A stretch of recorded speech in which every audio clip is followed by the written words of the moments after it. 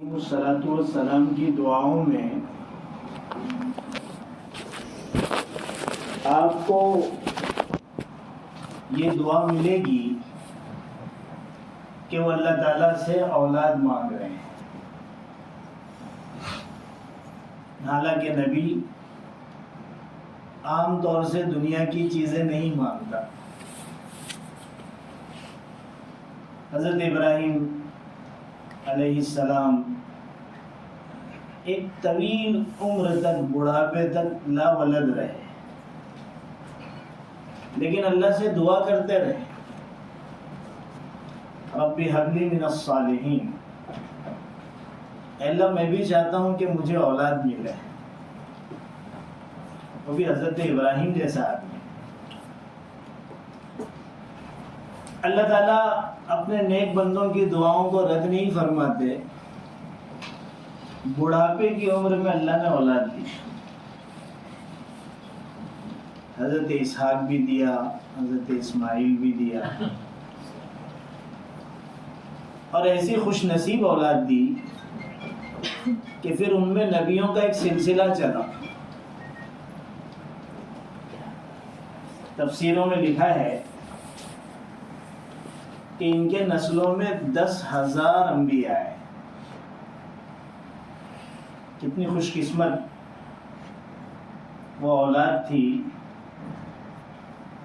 کہ جن کے ذریعے سے اللہ تعالیٰ نے اتنے سارے نبی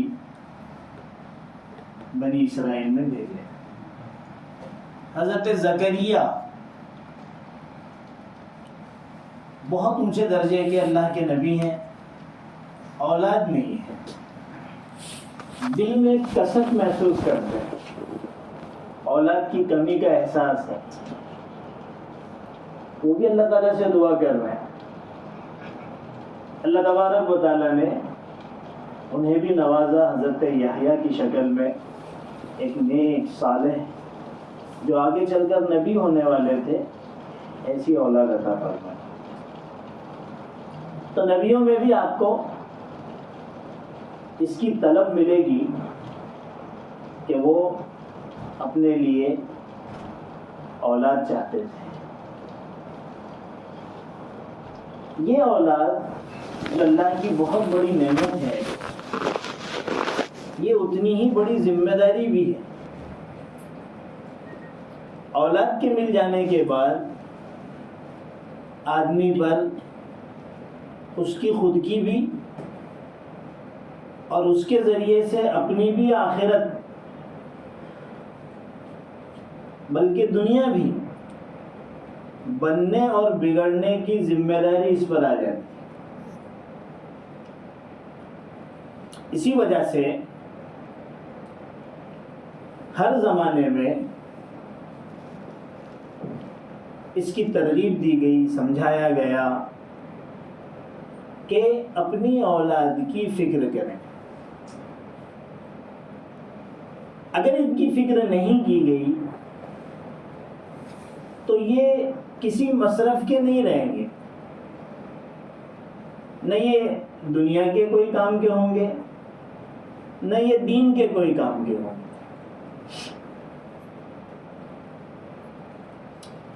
ہمارے نبی صلی اللہ علیہ وسلم نے اولاد کی بہترین تربیت بھی فرمائی اور امت کو تربیت کے اصول اور ضابطے بھی سکھائے. حضرت حسن رضی اللہ تعالیٰ عنہ بہت چھوٹے تھے، ابھی چلنا سیکھا تھا. کیا عمر ہو سکتی آپ سمجھ سکتے. ایک مرتبہ انہوں نے صدقے کی جو کھجوریں آئی تھی اس میں سے ایک کھجور لیا اور منہ میں ڈال لیا. حضور اکرم صلی اللہ علیہ وسلم نے جب دیکھا تو زور سے کہا کخ کخ. یہ عربی زبان میں ایسا ہی بولا جاتا ہے جیسے ہم لوگ تھو تھو کہتے ہیں. اور آپ نے انگلی ڈال کر اس کو نکالا اور فرمایا کہ کیا تمہیں پتہ نہیں کہ ہم آل ہاشم یعنی حضور اکرم صلی اللہ علیہ وسلم کا خاندان صدقے کا کھانا نہیں کھاتا، صدقے کا مال نہیں کھاتا. یعنی اتنی چھوٹی سی عمر سے حضور اکرم صلی اللہ علیہ وسلم نے اپنے گھرانے کی فکر شروع کر دی. یہی وجہ تھی اور اسی کا نتیجہ تھا کہ پھر وہ حضرات کیسے بنے. ایسے بہت سارے واقعات آپ کو حضور اکرم صلی اللہ علیہ وسلم کے، آپ کے صحابہ کے ملے. مجھے تو اصل بتانا یہ ہے کہ اولاد کی سب سے بڑی ذمہ داری وہ ان کی تعلیم اور تربیت ہے، کہ ہمارے بچوں کی ہم بہترین تعلیم کا بھی نظم کریں اور ان کی تربیت کی بھی فکر کریں. اس کو سمجھنے کی ضرورت ہے کہ تعلیم الگ چیز ہے اور تربیت الگ چیز ہے. اور ظاہر سی بات ہے کہ یہاں پر ہم جو بیٹھے ہیں، یہاں تعلیم اور تربیت سے مراد دینی تعلیم اور دینی تربیت ہے. دنیاوی علوم اور جو فنون سیکھے جاتے ہیں ان کا تو مقصد ہی کمانا ہے. وہ اپنے اعتبار سے فن کیسے سکھانا ہے وہ سکھا دیتے ہیں اور اس حساب سے بندہ چلتا ہے. اصل جو علم ہے اور جو تربیت ہمیں اپنے بچوں کو دینی ہے وہ دینی علم ہے اور دینی تربیت ہے. کیونکہ یہ علم اور یہ تربیت یعنی دینی علم اور دینی تربیت نہیں ہوگی تو دنیاوی اعتبار سے بھی آپ کو کمزوری محسوس ہوگی اس کے عادات و اخلاق کے بگاڑ کی وجہ سے، اور آخرت تو بیچارے کی برباد ہو ہی جائے گی. تو دینی تعلیم و تربیت کی بہت زیادہ اہمیت ہے. تعلیم کیا دینا ہے دین کی؟ دین کی تعلیم یہ دینا ہے کہ اللہ ہمارے معبود ہیں، عبادت صرف اسی کی ہوگی. حضور اکرم صلی اللہ علیہ وسلم نے جو طریقے بتائے ہیں اس طریقے پر عمل کر کے اپنی زندگی کو لا کر ہی انسان کامیاب ہو سکتا ہے. اس کے بغیر مسلمانوں کی کامیابی ممکن نہیں ہے. اللہ تبارک و تعالیٰ کے احکامات کی اطاعت کرنا اور جن چیزوں سے اس نے منع کیا ہے اس سے اپنے آپ کو بچانا، یہ ہماری ذمہ داری ہے. یہ بچوں کو سمجھانا ہے، یہ بچوں کو سکھانا ہے. اللہ کے اوامر ہیں، نماز پڑھنا، رمضان کے روزے رکھنا، اور اتنا اتنا مال ہو تو اس کی زکوٰۃ دینا، اور اگر حج کے برابر مال ہے تو حج کرنا، والدین کی اطاعت کرنا، پڑوسیوں کا حق ادا کرنا، غریبوں کی مدد کرنا، بڑوں کی تعظیم کرنا، چھوٹوں کے ساتھ اچھائی اور شفقت سے پیش آنا، اپنے اور پرائے ہر ایک کے ساتھ اچھے اخلاق سے پیش آنا. یہ وہ ساری تعلیمات ہیں جنہیں ہمیں قرآن میں اور اللہ کے رسول کی حدیثوں میں بتایا گیا ہے. یہ ساری چیزیں سکھانا ہے. اس کے ذریعے سے ایک بچہ آگے چل کر ایک اچھا مسلمان بنتا ہے، ایک با کردار ایمان والا بنتا ہے، مثالی شخصیت بنتا ہے. یہ ساری چیزوں کا علم دینا ہے، ایڈوکیٹ کرنا ہے، اس کو یہ معلومات دینی ہے. پھر ایک پورا طویل سلسلہ ہے پاکی ناپاکی کا، نماز کے مسائل کا، زکوٰۃ کے ضروری مسائل کا، دوسرے مسائل کا. کیونکہ ہمارا دین الٹپ دین نہیں ہے کہ جیسا چاہا ویسا چلا. یہاں تو ہر چیز کا حکم موجود ہے، ہر باریک سے باریک مسئلے کا حل موجود ہے، حکم موجود ہے. اب کو اس کے حساب سے چلنا ہے. جب تک مزاج دینی نہیں بنے گا، ظاہر سی بات ہے اس کی زندگی میں پیش آنے والے مسائل کا حل وہ دین میں تلاش نہیں کرے گا. اور جب دین میں وہ تلاش نہیں کرے گا تو اللہ کو کیسے راضی کرے گا؟ کیسے وہ آخرت میں کامیابی حاصل کر سکتا ہے؟ بلکہ دنیا کی کامیابی بھی اس کو دین کے راستے سے ہی مل سکتی ہے. تو یہ ساری تعلیم بچوں کو شروع سے ہی دینا ان کے اپنے عقل کے معیار کے حساب سے ضروری ہو جاتا ہے. انہیں قرآن سکھانا ہے، صحیح قرآن کا پڑھنا فرض ہے. من لم یجود القرآن فہو آثم، جو قرآن کو تجوید سے نہیں پڑھتا وہ اللہ کے نزدیک گنہگار ہے. رب قارئ یقرأ القرآن والقرآن یلعنہ، بہت سارے لوگ قرآن پڑھتے ہیں لیکن قرآن ان پر لعنت کرتا ہے. عجیب حدیث ہے، بہت سارے لوگ قرآن پڑھتے ہیں اور قرآن ان پر کیا کرتا ہے؟ لعنت کرتا ہے. قرآن کیوں پڑھا جاتا ہے؟ قرآن اس لیے پڑھا جاتا ہے کہ ہمارا رب ہم سے راضی ہو، ہم اللہ سے مناجات کریں، ہمیں ثواب حاصل ہو. ایک ایک لفظ کے اوپر آپ کو 10 نیکیاں کم سے کم ملتی ہے. ظاہر سی بات ہے 1 صفحہ 2 صفحہ 5 صفحہ پاؤ پارا آدھا پارا پڑھنے سے ہزاروں کی تعداد اور لاکھوں کی تعداد میں آپ کے نام اعمال میں نیکیاں لکھی جاتی ہیں. اس اچھے مقصد کے تحت ایک بندہ قرآن پڑھتا ہے لیکن اس کو مل کیا رہا ہے؟ اس کو مل رہا ہے فرشتوں کی لعنت. اور لعنت کسے کہتے ہیں؟ اللہ کی رحمت سے دوری کو لعنت کہتے ہیں.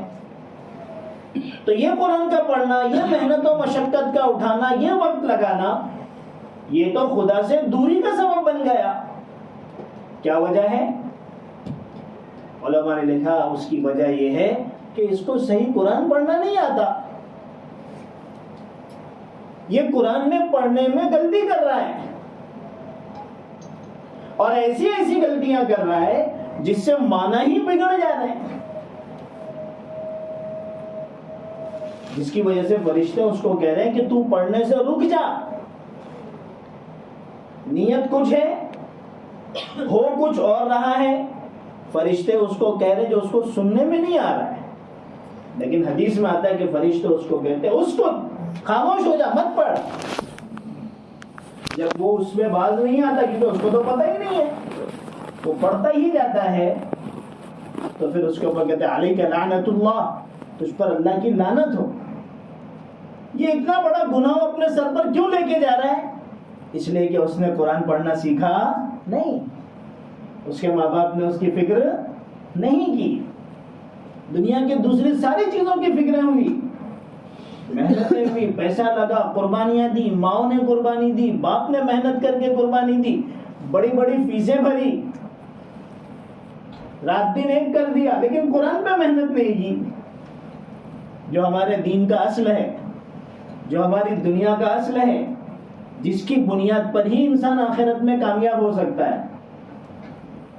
اب یہ قرآن سکھا رہا ہے، اس کے پیچھے محنت کر رہا ہے، پیسے لگا رہا ہے، کوششیں کر رہا ہے. اس کو کہتے ہیں بچوں کی تعلیم پر محنت. لیکن صرف بتا دینا کہ بیٹا نماز پڑھنا ضروری ہے، فلاں فلاں کام ضروری ہے، یہ کرو وہ کرو، ان چیزوں سے بچو، یہ کافی نہیں. بلکہ تعلیم کے بعد ایک دوسرا مرحلہ آتا ہے تربیت کا، اور تربیت ضروری ہے. تربیت کہتے ہیں اس کے پیچھے محنت کرنا، اس کا واچ رکھنا، اس کی ٹریننگ دینا. آپ اس کو یوں سمجھیے کہ ایک آدمی ٹیلرنگ سیکھنا چاہتا ہے. ظاہر سی بات ہے وہ کسی کلاس کو جوائن کرے گا یا کسی ماسٹر صاحب سے رابطہ کرے گا، تو ماسٹر صاحب پہلے اس کو سکھائیں گے، ایڈوکیٹ کریں گے، اس کو جانکاری دیں گے کہ دیکھو بھائی اس طرح سے دھاگا ڈالا جاتا ہے اور کپڑا جو ہے وہ اس طرح سے اتنا کپڑا ضروری ہے. وغیرہ وغیرہ اس لائن کی جو معلومات ہوتی ہے اس کو وہ دے گا. کچھ عرصہ گزرنے کے بعد جب اس کو وہ معلومات ہو جائے گی تو ڈائریکٹ کسی کا کپڑا اٹھا کے اس کو نہیں دے گا کپڑا سی دو. اور کسی بھی لائن میں آپ دیکھ لیجئے آج کل کھانا بنانے کی ریسیپیز بہت ساری آپ کو جو ہے وہ آن لائن بھی مل جائے گی, اور لوگ پہلے سیکھتے بھی تھے, آج بھی کلاسز چلتی ہے. تو جو ٹیچر ہوتی ہے وہ آپ کو ساری چیزیں بتائے گی کہ بریانی کے اندر یہ ساری چیزیں ہیں وغیرہ وغیرہ, اور پلاؤ میں یہ ڈالا جاتا ہے اور فلاں چیز ایسی بنتی ہے. لیکن یہ چیز معلومات ہونے کے بعد فوراً ان کو کڑھائی ہاتھ میں نہیں دے دی جاتی کہ اب بنانا چالو کر دو, وہ کچھ کا کچھ بنا دے گا. بلکہ اس کے بعد تربیت کا مرحلہ, اب وہ ماسٹر سوئی کے اندر دھاگا پرونا سکھائے گا, وہ بھی ایک فن ہے. اگر ہم کو سوئی کے اندر دھاگا ڈالنے دیا ہم سے نہیں ہوگا, اور جو ماہر ہوتا ہے وہ فوراً ایک ہی مرتبہ ڈال کے نکال لیتا ہے. تربیت ہوئی ہے, معلومات تو ہم سب کو ہے لیکن تربیت نہیں ہے. پھر اس کے بعد وہ مشین چلانا سکھائے گا, کیا اسپیڈ ہونا چاہیے, کیا چیز, جو جو چیزیں ہوتی ہے, کپڑا کس طرح سے کاٹا جاتا ہے, کتنا لیا جاتا ہے, ناپ کس طرح لیا جاتا ہے. اور پھر اپنی نگرانی میں وہ کچھ چھوٹے موٹے کپڑے اس سے سلوائے گا, کچھ معمولی کم قیمت کپڑے خرید کر باقاعدہ اس کے آہستہ آہستہ چھوٹے سے بڑے بڑے سے اور اچھے قسم کے کپڑے سلا کر جب دیکھے گا کہ ہاں بھائی اس کی تربیت ہو گئی, اس کو تعلیم بھی میں نے دے دیا, اس کی تربیت بھی کر دیا, تب جا کر اس کو وہ مشین پر بٹھائے گا کہ اب جو آرڈر آتے ہیں اس کے کپڑے تم کو سینا, اور پھر وہ بندہ نکل پڑتا ہے. اسی طریقے سے تو ہر آدمی بنتا ہے, لیکن بغیر تربیت کے صرف تعلیم کافی نہیں. اسی طریقے سے دینی معاملات کے اندر ہم اپنے بچوں کو خالی بول دیں, کچھ نالج دے دیں, یہ کافی نہیں ہے. اس کے ساتھ تربیت بھی ضروری ہے کہ اگر نماز فرض ہے اور آپ نے بچے کو نماز کی اہمیت بتائی اور بتایا بیٹا 5 وقت نماز فرض ہے, اور تم ابھی اتنے بڑے ہو گئے ہو کہ تم کو اب نماز پڑھنا چاہیے, تو اتنا بول دینا کافی نہیں ہے. اسی وجہ سے اللہ کے رسول نے کیا فرمایا کہ جب بچہ 7 سال کا ہو جائے تو نماز کے بارے میں بتاؤ, سمجھاؤ, تھوڑا سا اس کے کان کے اندر نماز کی باتیں جانا چاہیے, اس کی اہمیتیں ڈالتے رہو. لیکن جب بچہ 10 سال کا ہو جائے اور نماز نہ پڑھے تو اس کو مارو, یہ کیا ہے؟ یہ تربیت ہے. کہ اگر اس نے ابھی نماز نہیں پڑھا اور ابھی سے اس کی عادت نہیں ہوئی تو ایسی شکل میں یہ جب بالغ ہوگا اور نماز جب اس پر فرض ہو جائے گی تو یہ نماز نہیں پڑھ پائے گا, یہ نماز نہیں پڑھ پائے گا. اسی وجہ سے تربیت کا مرحلہ شروع تو ہو گیا ابتدائی 7 سال سے, 10 سال میں مارنے کا بھی حکم دے دیا گیا. تو اب ہماری ذمہ داری ہے کہ اب ہم اس کے پیچھے لگ جائیں. نماز کا وقت ہو جائے تو پھر بیٹی ہے تو گھر میں اور بیٹا ہے تو چلو بھائی مسجد میں, چلو نماز پڑھو. نماز پڑھا آپ نے, باپ آیا رات کو گھر میں, ایک سوال کر لے, جیسے انسان سوال کرتا ہے بیٹا ہوم ورک کیا, ٹیوشن گئے تھے بیٹا, مکتب گئے تھے بیٹا, کیا پڑھائی ہوئی آج. اگرچہ اب تو اس طرح کے سوالات تھوڑے کم ہو گئے ہوں گے, لیکن بہرحال یہ سوالات ہوتے ہیں. انہی سوالات میں ہمارا ایک اہم سوال ہونا چاہیے, نماز پڑھ لیے تھے, چلو نہیں پڑھے تو پڑھ لو, چلو عشاء کے لیے اٹھ جاؤ. یہ ہے تربیت, اپنے ساتھ پکڑ کر لانا اور مسجد کے اندر اس کو صف میں بٹھانا, یہ ہے تربیت کا حصہ. تو تعلیم اور تربیت یہ دونوں ایک دوسرے کے لیے لازم و ملزوم ہیں. اس کے بغیر کوئی بھی بچہ اچھا نہیں بن سکتا. علم اور معلومات تو لوگوں کے پاس بے شمار ہے, اور اللہ کے رسول کی یہ پیشن گوئی ہے کہ آخر زمانے کے اندر علم عام ہو جائے گا. ارے بھائی, جن کتابوں کو ہماری لائن کی ہم نے دیکھا بھی نہیں, سنا تھا, آج PDF کی شکل میں اور پتہ نہیں کون کون کی شکل میں ہماری موبائل کے اندر موجود ہے، کمپیوٹر میں موجود ہے. اتنا علم آ گیا ہے، لیکن وہ علم کو پڑھنے والے بھی اب رہے نہیں. اتنی معلومات آ گئی. اللہ کے رسول نے فرمایا کہ وَيَنشُرُ الْعِلْمِ، علم عام ہو جائے گا لیکن اس پر عمل کرنے والے نہیں رہیں گے. پہلے زمانے میں الحمدللہ علم تھا، شاید اتنا نہیں ہوگا لیکن عمل کرنے والے زیادہ تھے. علم میں بھی پختہ تھے اور عمل میں بھی پختہ تھے. تو بچوں کی تعلیم اور تربیت، دینی تعلیم و تربیت بہت ضروری ہے. اور خاص طور پر آج کے ماحول میں تو سب سے بڑی ذمہ داری، یہ میں اپنے بڑوں کی بات کر رہا ہوں آپ کے سامنے، اگر والدین پر ہے تو وہ اپنے بچوں کی تربیت اور تعلیم، دین کی تعلیم کا نظر رکھنا سب سے بڑی ذمہ داری. اور یہ اتنا مشکل کام ہو گیا ہے آج کے دور میں. آپ تو جانتے ہیں آج کل کے بچے کیسے ہیں. ماحول نے، حالات نے اور نئی نئی ایجادات نے بچوں کو بھی پوری طریقے سے بدل لیا ہے. ان بچوں کی تربیت اس ڈرائیور سے زیادہ، ان بچوں کی تربیت اس ڈرائیور سے زیادہ چابک دستی سے، توجہ سے ہونا چاہیے جو ہائی وے کے اوپر پوری تیز رفتاری سے گاڑی چلاتا ہے. ارے بھائی پوری دنیا یہاں وہاں دیکھتی ہے، سیر سپاٹا کرتی ہے، ڈرائیور بیچارہ آگے ہی دیکھتا ہے کیونکہ اس کو معلوم ہے کہ ذرا میری نظریں یہاں سے وہاں ہوئی تو کئی لوگوں کی جان میری وجہ سے ضائع ہو سکتی ہے، بہت بڑا حادثہ ہو سکتا ہے. ڈرائیور اپنے نظریں برابر سامنے رکھتا ہے اور یہ اس کی ذمہ داری ہے. اسی وجہ سے ایک سوال کیا جاتا ہے کہ گاڑی میں سب سے اچھی سیف سیٹ کس کی ہوتی ہے؟ تو جواب آتا ہے کہ ڈرائیور کی ہوتی ہے. اس کو یہ فیسلٹی کیوں مل رہی ہے کہ بھائی تو سکون سے رہنا، کیونکہ اگر تو صحیح رہا تو ساروں کی زندگی محفوظ ہے، اور اگر تیرے کو انکمفرٹیبل ساری چیزیں محسوس ہو، تو یہاں وہاں چلا گیا تو سب کی زندگی داؤ پر لگ جائے گی. ہمارے بزرگ فرماتے ہیں کہ اس سے زیادہ آج کے زمانے میں اولاد کی تربیت کرنا توجہ چاہتی ہے. ذرا برابر بھی ہم بے توجہی اگر برتتے ہیں تو اولاد کہاں سے کہاں چلی جائے گی. آپ کو حالات معلوم ہے.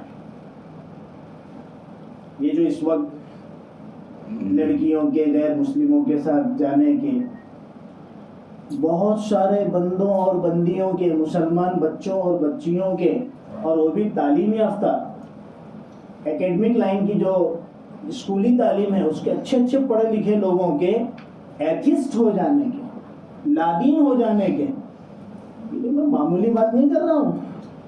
ہم تو پہلے سنتے تھے اور لوگوں نے ہمیں آ کر وہ ساری چیزیں خود بتائی کہ بھئی واشنگٹن کے اندر یہ حالات ہیں اور US کے فلاں شہروں میں مفتی صاحب یہ حالات ہیں، اور دنیا کے دوسرے ملکوں کے اندر مسلمانوں کی بڑی تعداد ایتھسٹ ہوتی جا رہی ہے. اب وہ تو آگے بڑھتے بڑھتے پڑوس کے ملک میں، اور پڑوس کے بعد ہمارے ملک میں وہ وبا آ چکی ہے اور ہمارے لوگ اللہ کے منکر ہو گئے. یعنی اتنا آگے تک آدمی چلا جائے گا ایمان والا کہ جس کے اوپر آخرت کا سارا کچھ دار و مدار ہے اسی کا انکار کر دے گا. یہ حقیقت ہے، ایسا ہو رہا ہے.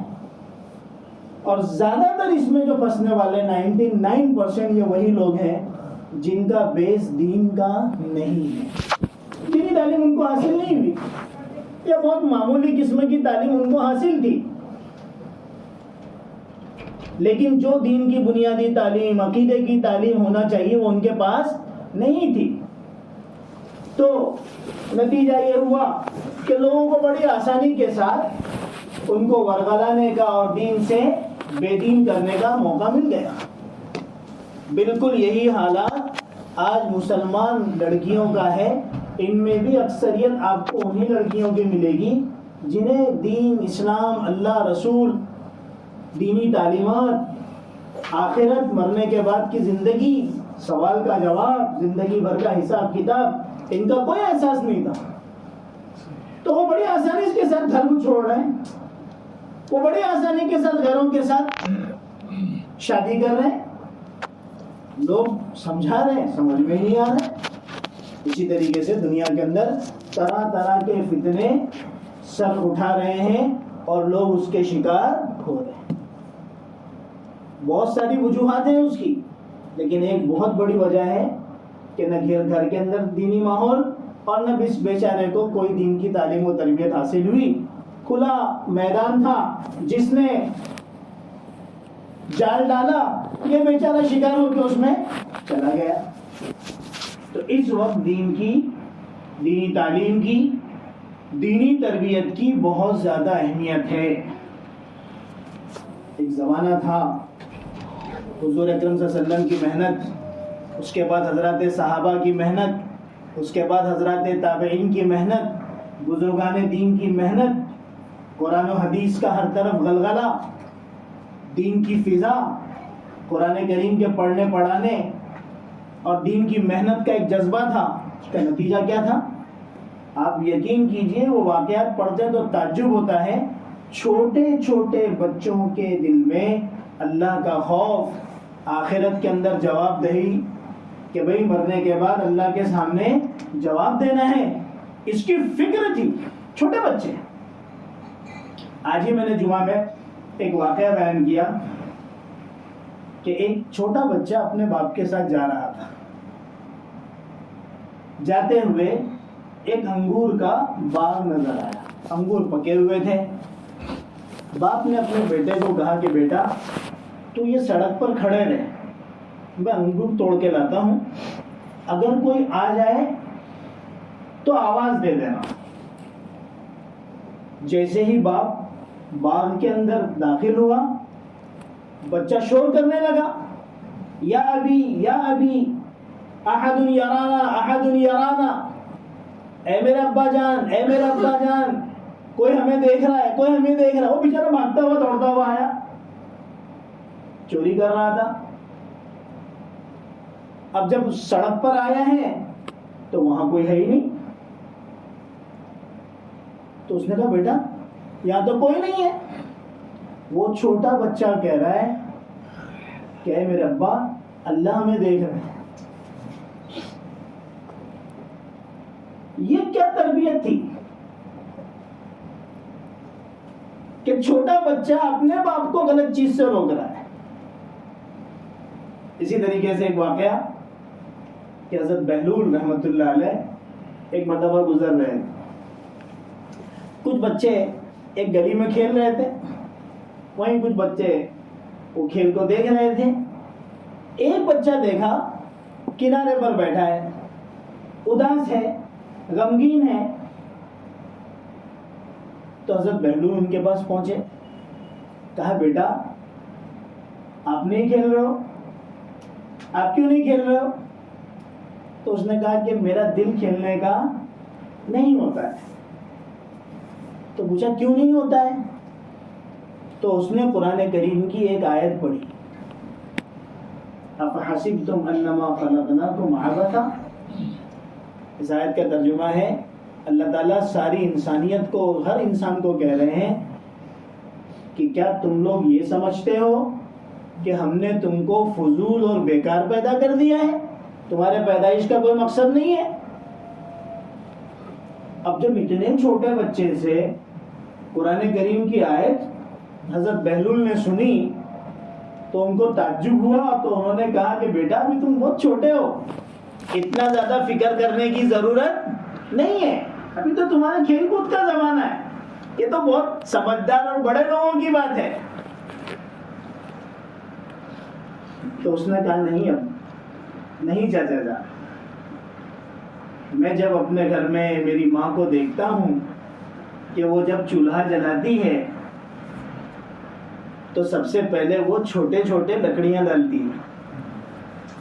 اور لکڑیاں چھوٹے چھوٹے ڈالنے کے بعد جب چولہا سلگ جاتا ہے تو اس